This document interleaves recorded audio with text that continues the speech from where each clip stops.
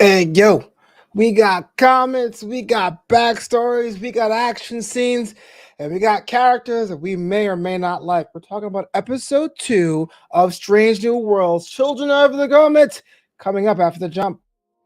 This episode of Commander's Log is brought to you by Geek Renaissance. Need that special gift for the nerd in your life? Love supporting small business? Look no further than Geek Renaissance. The artist Sephra makes all items by hand and will boldly go to the final frontier for your unique gift. Head over to geekrenaissance.company.site and use the code FLOBITO, that's FLOBITO, to get 10% off your order. Don't forget to follow, like, and share Geek Renaissance on Facebook, Instagram, and Twitter.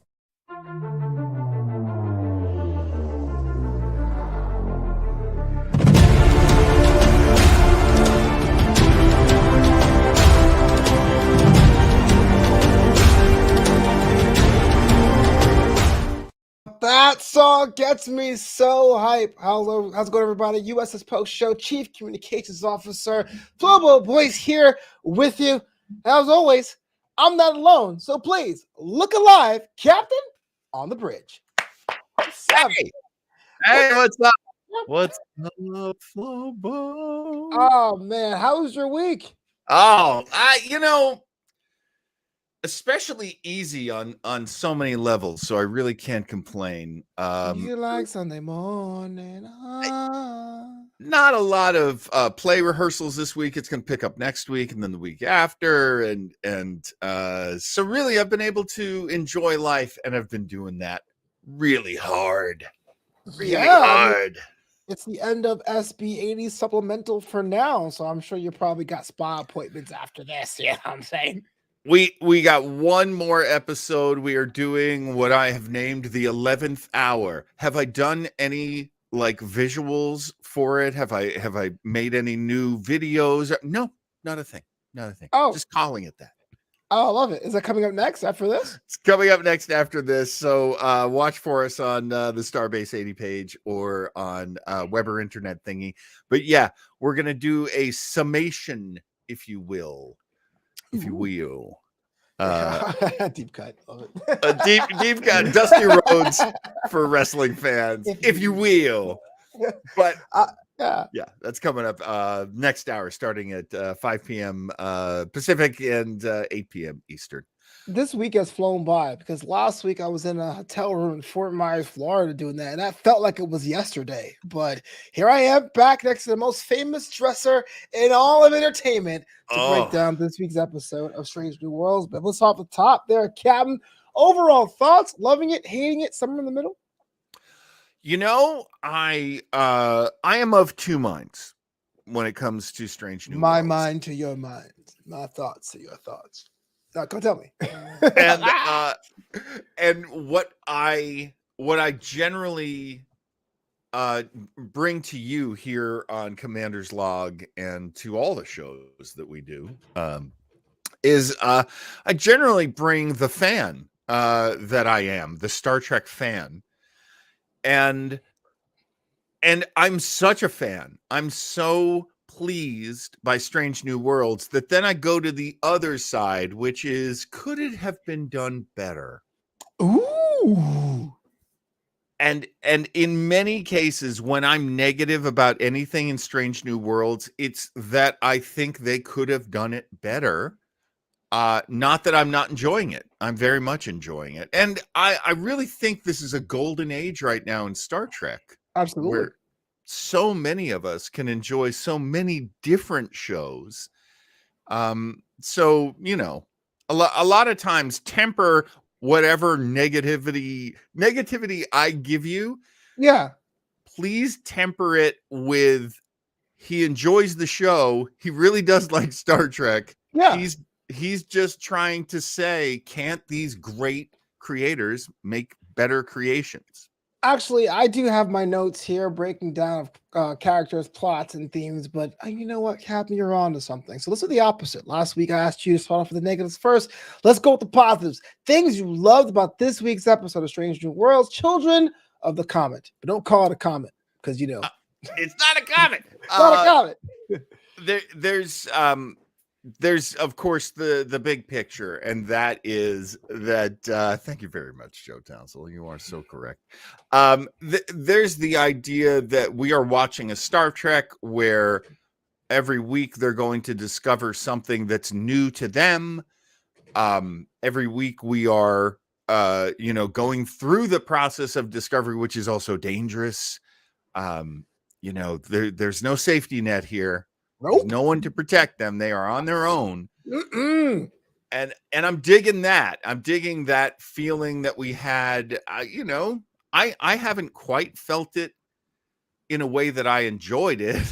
Okay. I mean, did I feel it during Voyager? Yeah, I felt it Yeah. every week. These poor bastards, they're gonna die. I Yeah. felt it every week, but it beat me down.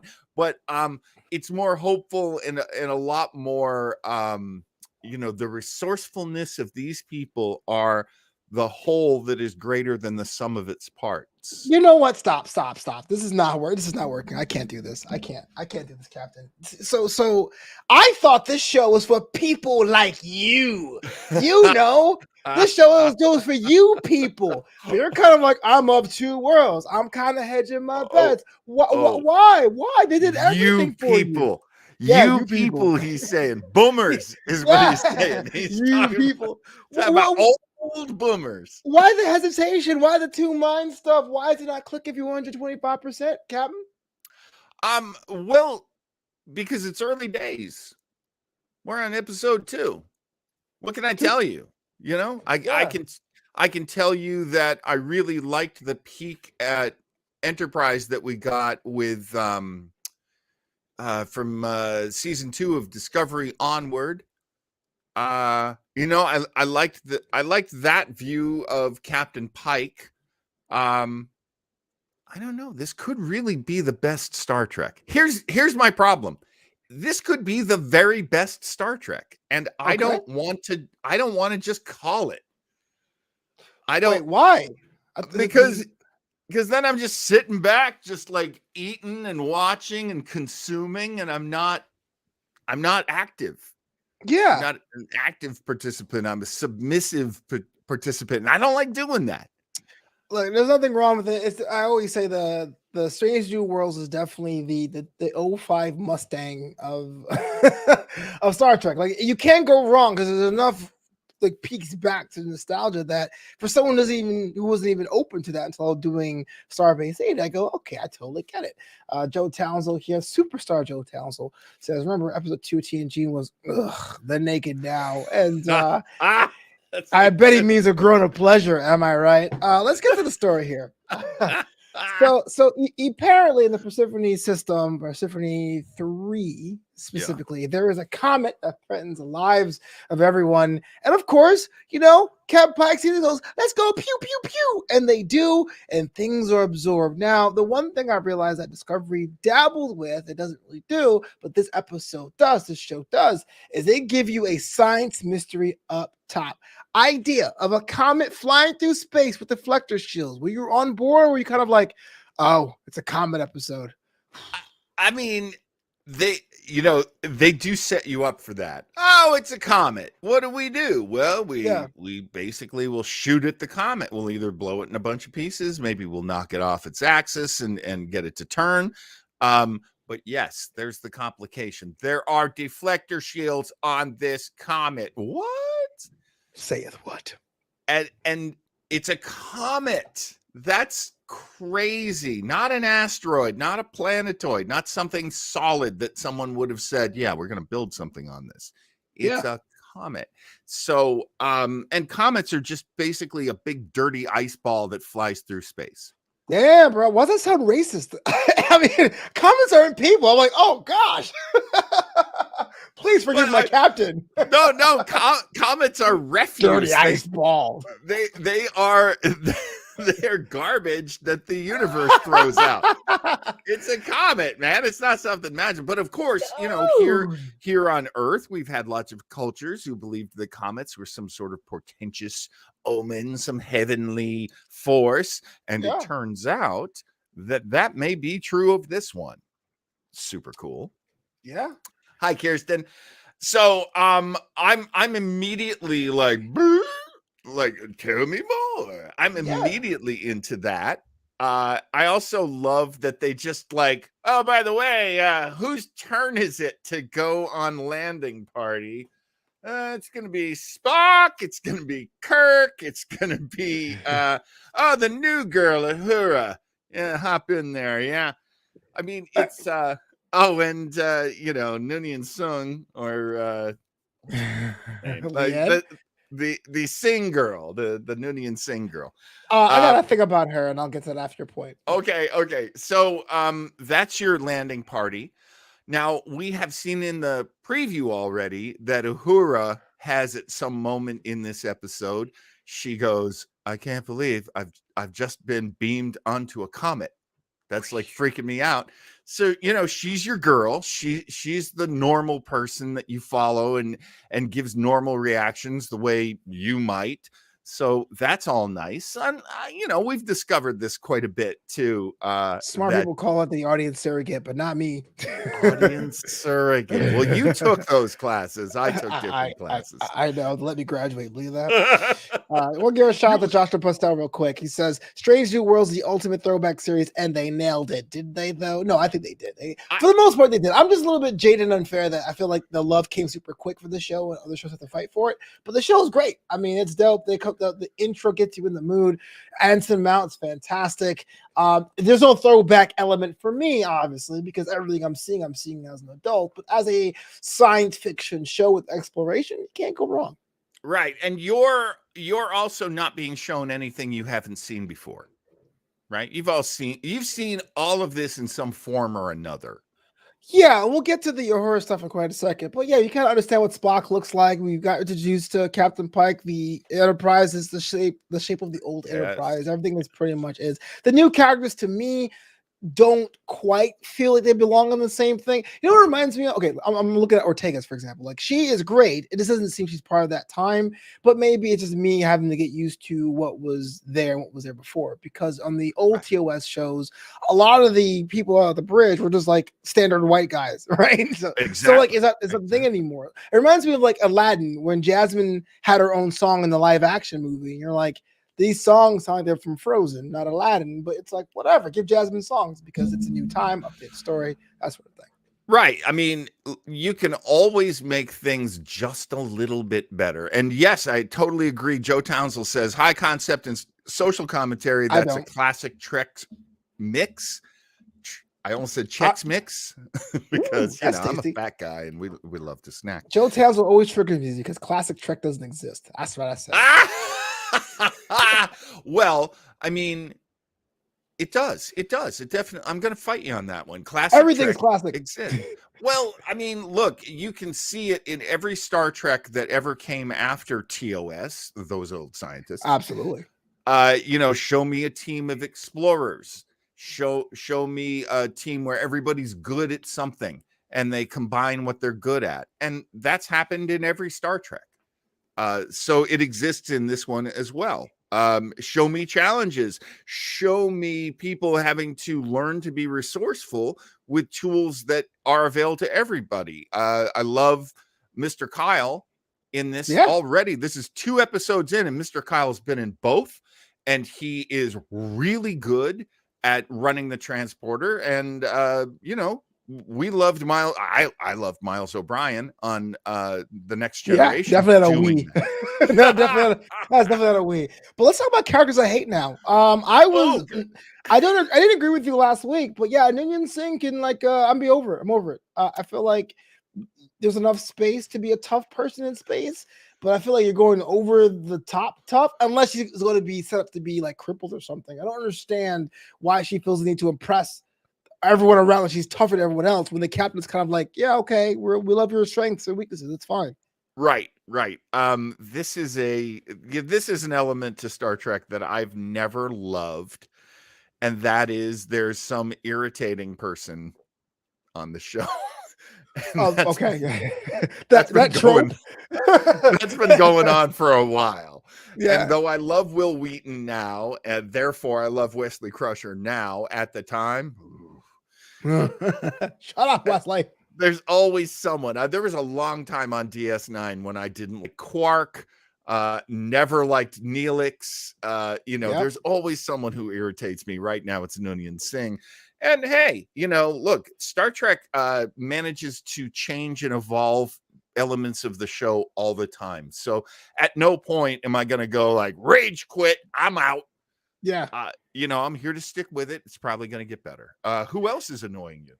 I think that's pretty much it. Only because I can understand if this was in a world like Discovery, where it's kind of fight for yourself, or if she was I think she, right? I think she's a she. If it was like the war thing, being like the tough person, but you're on a ship where it's pretty much a love-in, relatively speaking. You don't have to do all that stuff. You're just kind of like, I don't take any of that. I was like, okay, I get it. All right. I feel like there's potential for a full fleshed out character, but everything is just relying on her backstory, which I think is kind of lame. In contrast to my next point, this is Aurora's first mission. If you don't know that, they repeat this billions of times, but it's for a lot of people, a look into the backstory of Aurora, something we haven't seen much of. So let me ask you, as an OG fan of Star Trek, having this classic character recasted, did it work for you? Did it feel like it was did it feel congruent, or was something amiss? It's that's a great question. I love Joe Townsend says, did you hear about the new series starring Wesley Quark and Neelix? It's going to be epic. I had 2 Vix and Phlox, and I'm there. Yeah, that would work for me. 2 Vix. 2 Vix is their captain. Oh my God, I would so hate watch that. I mean, I remember complaining quite about this last week, and so it basically was this. Noonien Singh is the security officer. She has a dark backstory. It weighs heavily on her heart. It makes her wiser than her years. It makes her a special kind of space cynical. Like, okay, whatever. Yes. And then this week they do it to Uhura too. Holy cow. What a mismanagement that is. All you had to do was say Uhura's really smart and really good at what she does, and just let her go. Yeah, it was too much for you. I mean, they're like, well, her parents were killed tragically with her younger brother, so she wasn't sure what to do with her life. So she just bounced from basically Ivy League college to Ivy League college because she's a genius. It happens all the time, actually. I mean, it sure would be great if that was everyone's problem. And then we find out in this episode that she's not really that into Starfleet. I'm with that too. This is awesome. I think it's a means to an. First of all, I want to give props to Joe Townsend, who says Lana Noonien Singh will probably be zapped by an evil oil slick. And if she survives, I swear to God, I will upset this table right here. I will flip it if she survives. I want to see her. This is how I would love that. She goes into the alien oil slick, punches him so hard she knocks Tasha Yar out of him alive. Then the two of them, the two angry, young, very pretty security officers, have to be roommates. I would watch that. Oh, well, of course you would. That's such a after dark. Fully functional. So I think it was a means to an end, because I'm with you. I felt like the backstory of having the family being just killed and joining Starfleet is kind of much. But for someone who may not be attached to TOS, of Uhura, her importance, especially eventually for the first interracial kiss on television. But then you're kind of going like, okay, how about someone who's not fully on board? Because everyone on that ship is a sense of duty. So there's no conflict like, you smell, but there's a conflict there being like, I dedicated my whole life to be here, and you're just kind of just coasting by. I think it's a smart way of keeping it Roddenberry, I guess, if you want to. But you're right. It does seem kind of weird going back to back, being like, my dark past and particles. You know what I mean? Look, I don't think out of any group, the most cynical people should be the young women in their 20s. I'm out. I'm cynical too. That's how television works. That's not real life. Because, I mean, come on. There's all kinds of cynical people. We meet Hemmer. I'll just throw him in there. He seems a little cynical. That's kind of interesting. Yeah. Kind of gets your cranky tech guy. That's kind of interesting. So as they expand that out, it makes me hate Laan Noonien Singh less. Because Okay. I realized, this is something the writers are doing. The writers are heavily, and the producers too, because they're the ones who turn it from a script into the show. They're heavily into this. Let's make a lot of conflict for the girls. Okay, if that's how you think you're going to make them interesting, okay. Because I got to tell you, I didn't hate it so much this week. And Yeah. part of that is I like the actress that plays Uhura better than I like the actress who plays Lahan. So, that kind of righted itself. It was a little crooked for me last week. It's a little more steady now that I'm like, oh, I see what you guys do. Okay. Because I don't hate it. It's Yeah. not a big part of the show. It's a very small part of the show. Sure. And it gets us into things like the plot of this episode, which I actually really loved. Well, the plot should have been how does Pike make his ribs, but you're right. So it turns out that they had tried to get rid of this comet, but it awakened the shepherds, which I thought was a cool beat. That's what the translator was saying, and that's what they call themselves, which is like chef's kiss. They're like, "Hey, man, don't touch my comet. It's not even a comet. What is the name here? I had it here a second ago, and I totally lost it. Oh yeah, what was the name? They call it an arbiter, though. Yeah, the type the of path is preordained as it is, and I'm trying to find the name here and I can't find it, but so basically you can't touch it. How dare you destroy it? It's part of much it goes where it wants to. It's not quite sentient, but it's an arbiter of life. What do you do? Captain, to me, this was a perfect like 60s television show. Well, Batman, get away from this. Tune in next week. You said you like the plot. What was your thoughts of it?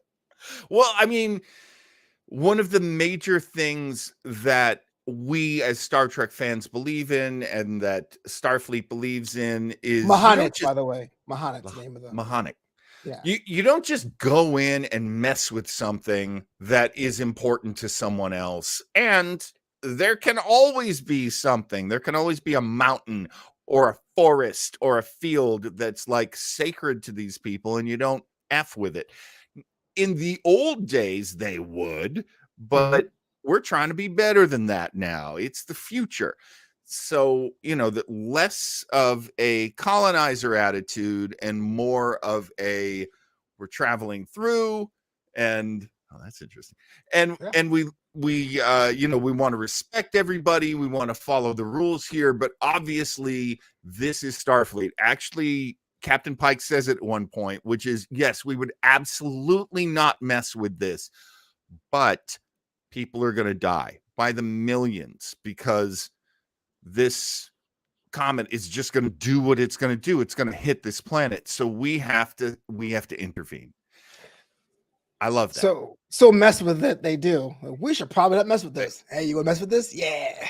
Well, it was a little too late at that point too, because they already had like their boarding party. They're off the ship party. God, what are they called? Landing party. They already had their landing party on the comet, so it's a little too late. And they're hoping that like the shepherds haven't noticed yet. And I do love that moment of like, shepherds, that's the name. It's like, well, that's what the universal translator calls them. Like, okay, but it's a lame name. That is very Green Lantern Universal Translator ring, but that's just me. That's my reference of the week. So they go to the back door because I guess the deflector shields were not there. They decide to wreck the place. No, I'm just kidding. They decide to go to the temples. But the fact that Sam Kirk is with the landing party, who is a xenoanthropologist, and he gets injured just in time to make it to see her episode. Not much about Sam Kirk here to write home about, but are you a fan of him on the cast so far? Okay. Here's what I loved. First, I didn't know that reference. I didn't remember, because I haven't gone with a fine-tooth comb through all of the original Star Trek episodes. Some of them I literally haven't seen for 40 years. And this was one of them. So when I saw the clip of, they were like, Sam Kirk was on the show before, here's the clip. And they show a clip of a guy wearing a shirt that's not Captain Kirk's shirt. They turn him over. It's William Shatner with a mustache. I like the mustache, yeah. And he's he's dead at this point. They turn him over. He gone. He's dead. Ooh, that brother gone. But what's hilarious is in this show, in this episode, they repeat that. He gets zapped and they repeat turning him over. And there he is. It's not William Shatner with a mustache on, obviously, but it's like, what is Sam Kirk famous for? Getting turned over when he's like knocked the hell out. Yeah. Again, I love that. I also love, here's the white guy. Here's I'm a white guy. I'm everything. What? And he gets his ass zapped like that. Just foolishly, jocking on up to this alien technology. And that's when we learn it's serious. And that's when stakes get raised. So everything here has made me entertained.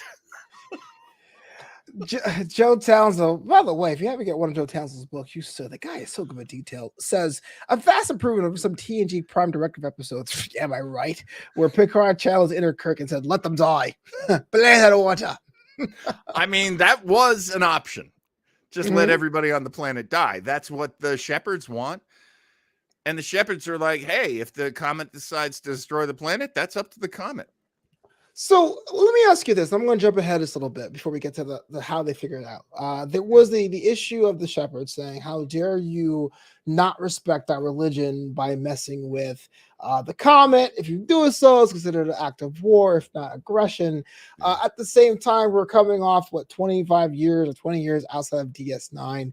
Religion and space tends to be always in the mix. I do feel it was a lot more involved on DS9, but do you think that there's a space for that here, knowing that this is made in 2022, but it takes place in the future, but before TOS? Is this the right balance? Did you want more of this kind of stuff, less of this kind of stuff? How are you feeling? Well, okay, I think I can help you do something that I know you want to do. And that is, you see the balloon that people keep flying. They keep walking around like they're at the fair. And they've got this balloon. And the balloon says, Classic Trek is the best on it.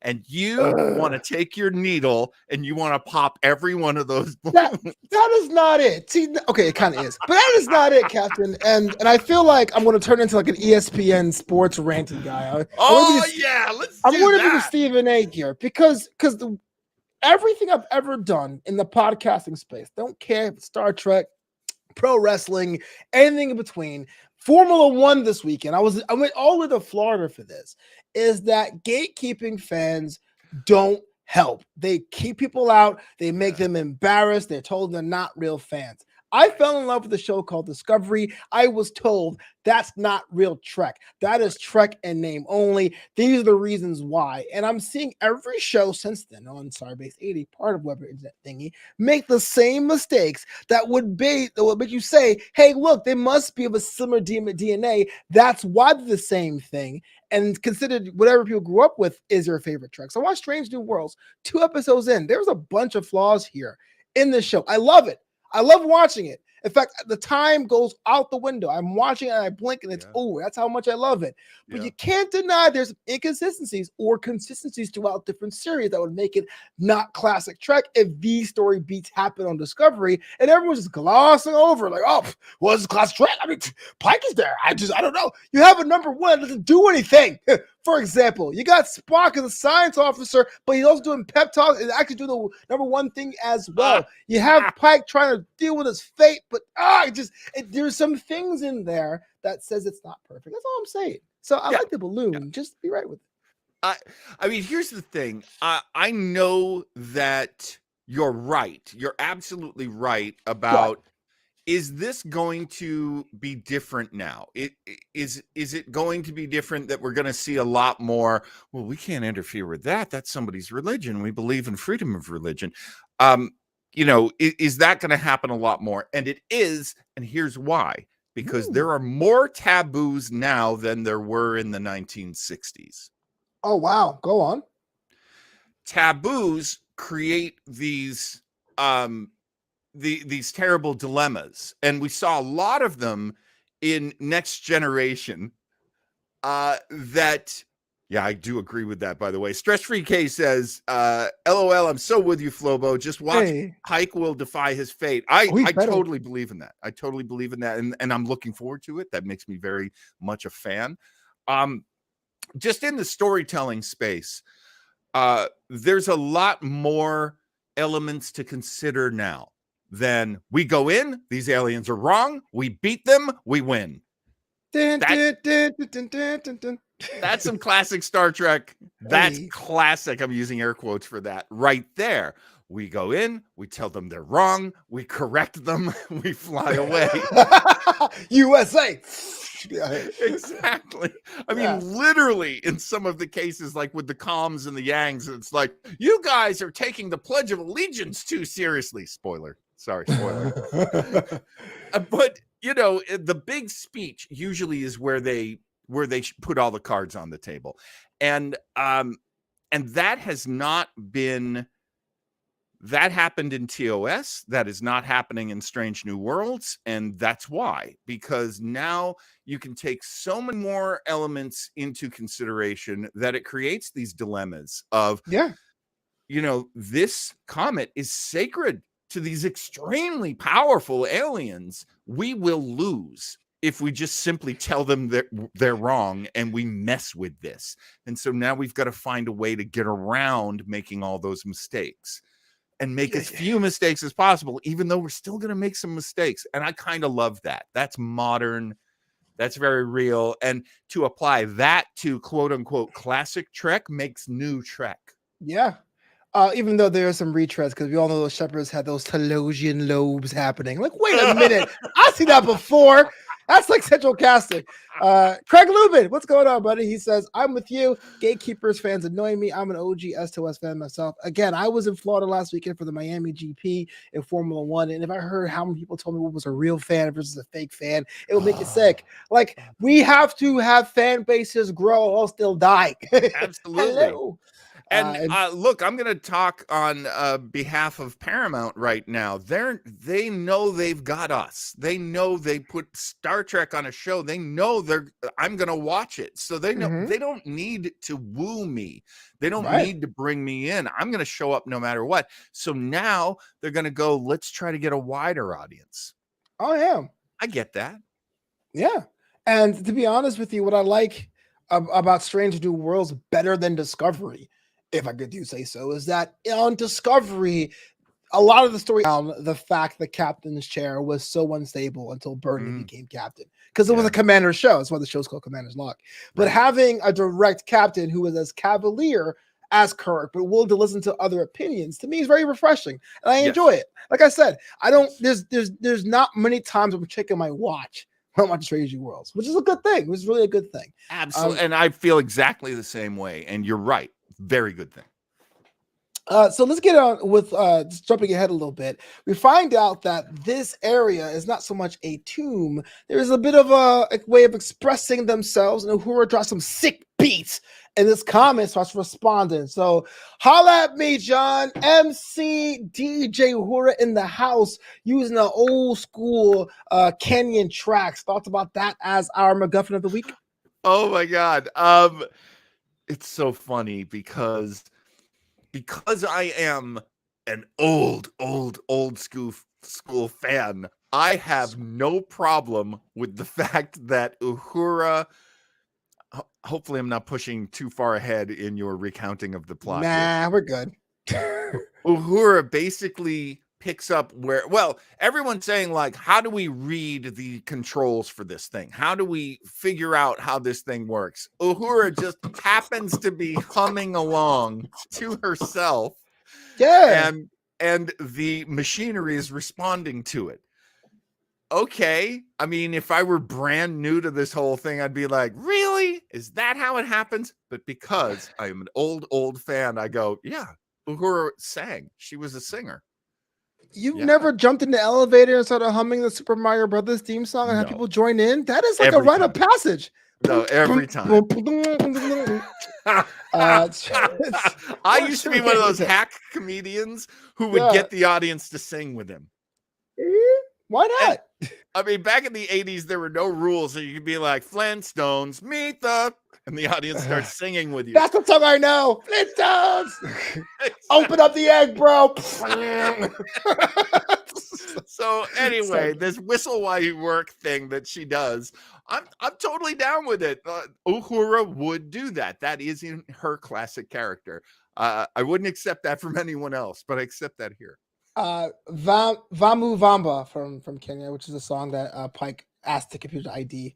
Stress-Free K says, I don't need good characters to die as well. His foreknowledge should allow him to make different decisions. And I mentioned this, I'm not sure, last week or the week before. There was that show that is kind of different called Empire with Terrence Howard. Oh, yeah. And in the first season, it was said he had ALS or Lou Gehrig's disease. And his idea, the whole premise of the show was who was going to take over his empire, his record label. At the end of the first season, spoiler alert, turns out that it's a different condition, and it kind of like reset the narrative. So it's definitely a possibility there. It is kind of lame when you know the end of a story, even though it is a prequel. But then, hey, we've had one split timeline before in the Kelvinverse. Imagine a Kurtzman timeline split, because we were talking about Discovery's difficulties in adhering to the main prime timeline. Why not play it off if you have to? Absolutely. And I'm here for that. It can work that way. I want it to. I want us to know that the future is unwritten. I want it that way. Tell me why. Ain't nothing but a Star Trek. Oh, tell me. Okay, we're singing off key. That's why we can't help this alien comment. Sorry, it's not a comment. It's Mahanit. So let's talk about what the discovery was. The having the thing activate, and now it's a race against time. Because you forgot about the 2-hour time limit of them dying with cosmic rays. That's whatever.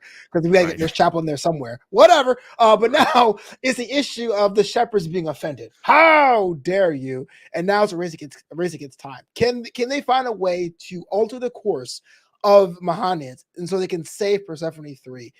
To me, a little contrived, but the action scene to me was great for two reasons. One, Ortega's got some screen time, trying to put herself over, and two, it was another way to express an action scene in space that was uniquely Strange New Worlds. There weren't no shutter panning of cameras, there were no lens flares. It was very smooth and majestic maneuvering. Thoughts about that?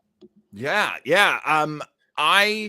When that started up, especially with the Shepherd's ship firing upon the Enterprise and Ortega's doing her best to avoid them getting hit, and sort of, I mean, but they did get hit. But I love that, because I mean, come on, she is driving a cruise ship, for God's sake.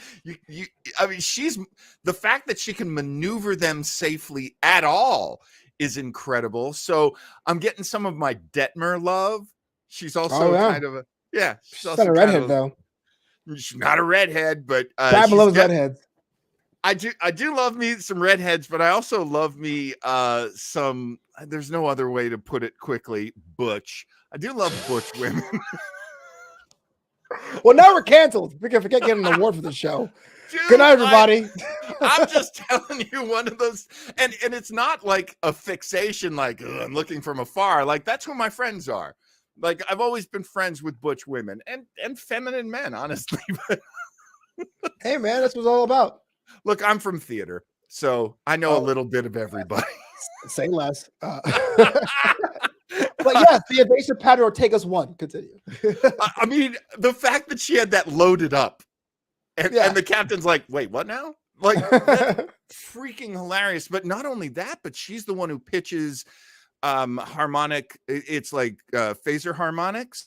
Phaser harmonics, yep. And he's like, that's a good plan. Okay, I like this plan. Let's go with it. That is yet another example of why Pike's a great captain, because he's like, you guys are all good at what you do. Throw out some ideas. This isn't Kirk thinking it all up on his own or getting, Spock to figure it out for him. This is Pike's way, which is, hey, everybody, we're all working together. What have you got? So I love that episode too. I mean, we're right back there. I love that. Slight worry, though. I feel like there's not much for Una to do then. If Spock is like the science officer that has the whole bridge contributing, what is the number one to do? As I am a number one in this show, I need to be secure in my roles. I am so happy with how they are shaping Una's job because Una is basically now, and I think of you this way too, Flobo, the extra captain. Stop. We You're got the a show, spare man. captain. Well, I mean, the what we're seeing from Una, I do love the vulnerabilities as well as the capabilities. All of these things are very cool. And I never wanted to see a superwoman. I'd never wanted to see, oh, she's great at everything. She's impressive at everything. She saves everybody. We're seeing a very vulnerable captain-like character here. And I really like that. I really appreciate that. And I also feel they're kind of doing that superwoman stuff for Lana, for Noonien Singh. And I don't like it on anyone. I wouldn't want them to put that on anyone. So I see what you're pointing out, which is she's very not special. She's not really popping right now. She will. She ain't popping, fam. she will. She will stand out to you at some point because let's face it, what she does in this episode is still really important. She's the one who keeps saying to the captain, "Hey, I know you're carrying the secret of this burden of knowing your death, knowing everything about your death, but you can't give in to that. You just can't give in." And I love that. She's the one person who can get through to him like that. I don't know. I think it was a cop out because it was Spock last week. If it was Una last week and this week, I'm like, cool. But it was like, oh wait, Spock's on the rock. It just feels like an afterthought for now. Maybe that may change. But I gotta give a shout out to Craig because Craig is on the show on a Thursday afternoon. I gotta give props to that. As an engineering leader, Pike style is what I aspire to. The servant leader. Yeah, you know what? As someone who's into the CSI franchise, even though I was more of the spinoffs, there's something about CSI Classic and CSI New York where you have the leader or Mac Taylor or Gil Grissom being able, like, okay, what's the evidence? How can we get together? Right. Yeah. And a good leader is rare. Which is funny because a lot of times we'll see commodores and admirals and other captains, and they're not as good as the ones we know in Starfleet. And I always love that about Star Trek because they go, yeah, leadership doesn't mean you're a good person. Right. It doesn't mean you're great at everything, Captain. Have you seen? I was gonna say, have you seen Kirk in the motion picture? I am taking your job. Well, damn! I just got here. Not anymore. You haven't. All right. I'll just go. Yeah, that's the Star Trek the motion picture. That's a big helping of what? Nice. I've taken it back. That leads me to my quote of the week from Spock, where he looks at Kirk and goes, "I'm familiar with Yahtzee, Lieutenant," and that just tickled the hell out of me because I can imagine Spock playing, be like, Yahtzee. It seems I have won. That. I loved that so much. I'm familiar with Yahtzee. I'm familiar with Yahtzee.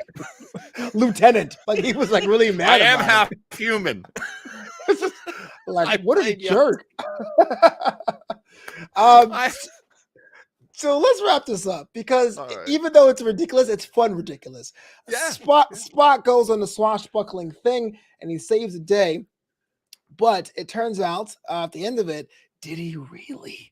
Was he active in his action to steer the course of this comet away from Persephone 3? Or was it predestined? Captain, 1, do you believe in fate? And 2, what do you make of this? If you had asked me 20 years ago if I believed in fate, I would have said yes. And then I went through a lot of bad. You wouldn't ask, was this teenager asking me questions about life? That's the question I would ask. Who are you?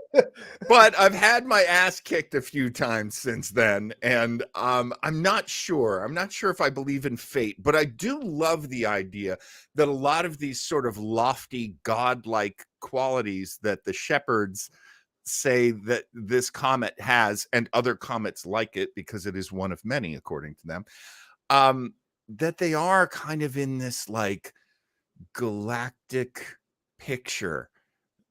It all works because on a really like gigantic scale, they are seeding planets and creating fertile planets and these beautiful Class M planets. Right now, the planet that they're over, Persephone 3,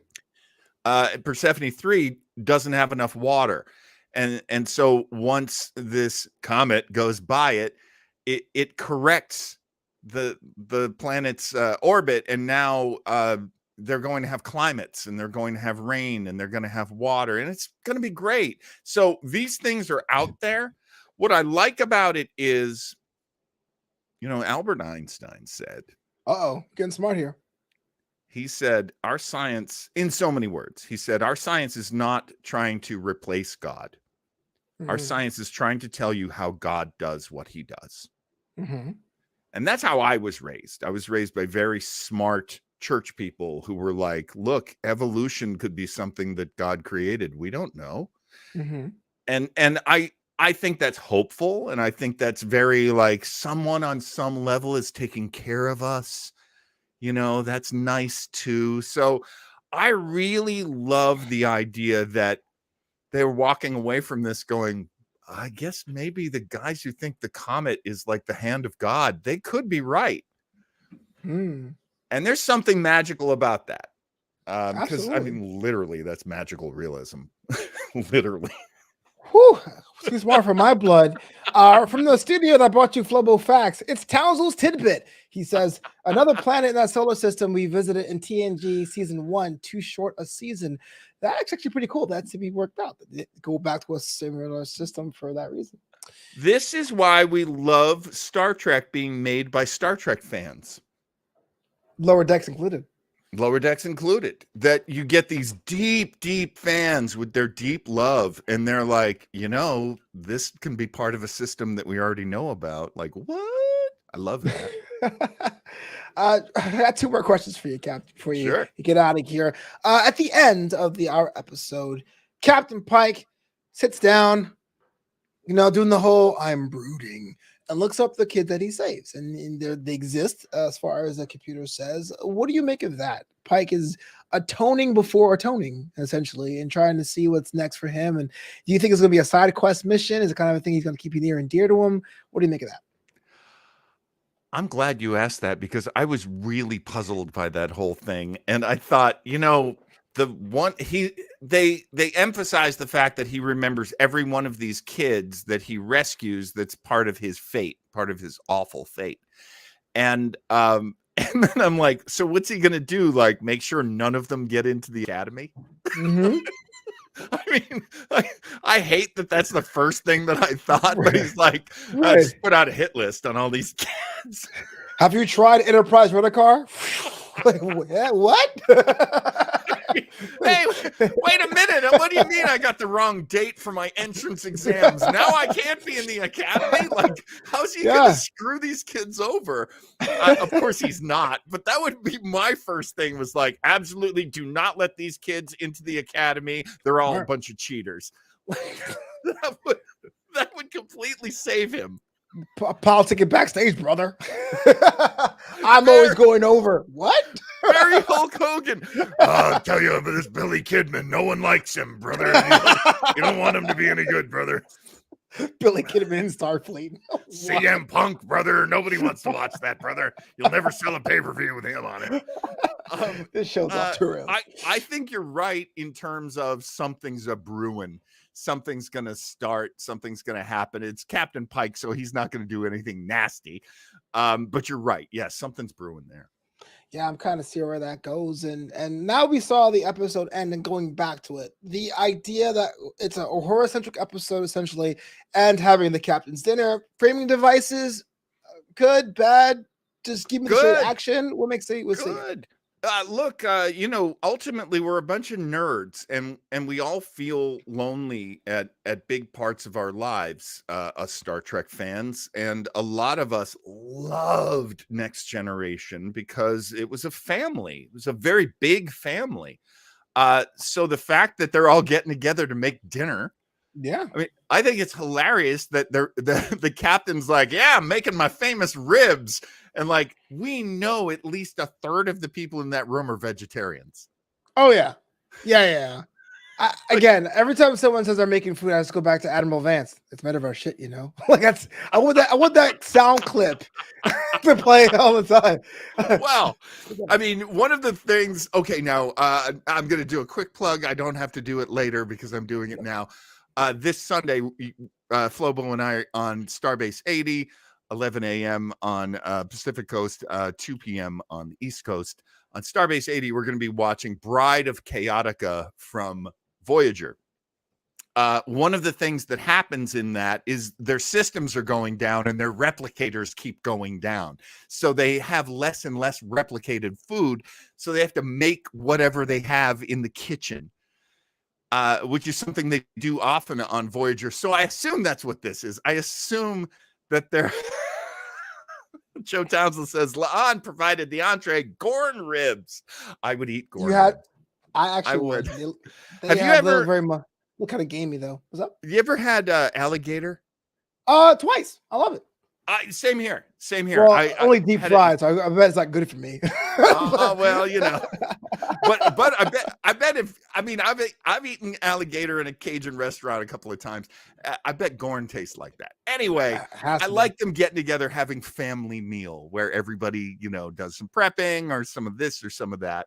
Let's do that. Let's make a family here. That's where Una, I think, is really going to shine too. I think her abilities are very much in command. There's been no need for that yet, but that I think is where you're going to see her really take precedence. Oh man, this is episode 2 of Strange New Worlds, Children of the Comet here on Commander's Log. Captain, before we get out of here though, do you have anything else on your notes you want to discuss real quick before your show? That was really it for me. I do like them going in on Uhura, making her a little more unusual and a little more unexpected and coming out of left field. I think that does the character honor. So yeah. I'm happy to see that. Absolutely. I'm with that too. And Uhura was a character I remember visually, but now hearing her story, I'm all about that. I'm totally fine with it. And I can't wait to talk about season 1, episode 3 next week. Absolutely. Captain, now's the time to put yourself over, brother. Where can people find you online and interact with you? On Facebook, Starbase 80, and also Weber Internet Thingy. My stuff goes up there as well. And then on YouTube, Weber Internet Thingy, you can visit us there as well. We've got our big show coming up Sunday. We got a show coming up at 10 minutes, 8 minutes. Trying to get you out of here, Captain. So, yes. And I agree with that, Kirsten. They're definitely. Oh, I'm sorry. That was Stress Free K. Uhura reminds me of Hoshi. She's bringing a lot of Hoshi abilities with her, and I did notice that. Hoshi abilities. That does it for me. Learn more about this show and all the other shows at newamsterdam.com. KNEW-Amsterdam.com, and of course Flobito.com. That's a personal website. FLOBITO. I can't wait to see you back here next week for a brand new edition of Commander's Log. But until next time, Captain, what? LLAP, my babies. Oh, and gatekeeping fans, they totally suck.